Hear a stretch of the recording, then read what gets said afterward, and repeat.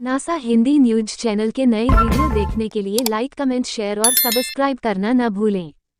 Gaganyaan S Somnath बोले, Gaganyaan mission के लिए खुद का ECLSS विकसित कर रहा इसरो, अन्य देशों से नहीं मिली मदद।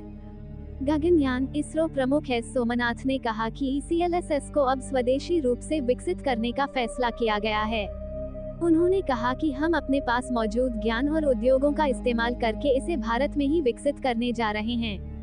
भारतीय अंतरिक्ष अनुसंधान संगठन इसरो ने मिशन गगनयान के लिए पर्यावरण नियंत्रण एवं जीवन समर्थन प्रणाली ECLSS को स्वदेशी रूप से विकसित करने का फैसला किया है।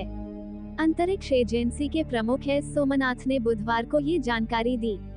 गगनयान परियोजना में परिकल्पना की गई है कि मानव चालक दल को 400 किलोमीटर की कक्षा में लॉन्च किया जाएगा और फिर उन्हें भारतीय समुद्री जल क्षेत्र में उतारकर सुरक्षित रूप से पृथ्वी पर लाया जाएगा। इसे 2025 में लॉन्च किए जाने की उम्मीद है। कोई भी देश ECLSS हमें देने के लिए तैयार नहीं। सोमनाथ ने कहा, हमारे पास पर्यावरण नियंत्रण जीवन समर्थन प्रणाली विकसित करने का कोई अनुभव नहीं है। हम केवल रॉकेट और उपग्रह डिजाइन कर रहे थे।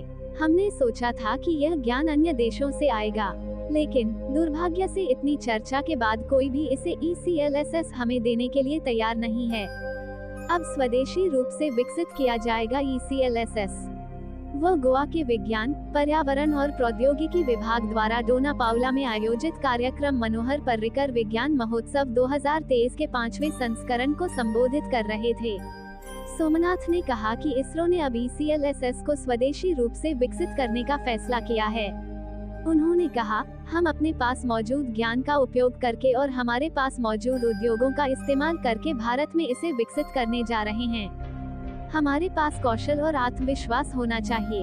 उन्होंने कहा, जब हम अपने गगनयान कार्यक्रम के जरिए इंसानों को अंतरिक्ष में भेज रहे हैं तो मुझे लगता है कि हमारे पास जो कौशल और आत्मविश्वास होना चाहिए, वो वर्तमान की तुलना में अधिक होना चाहिए।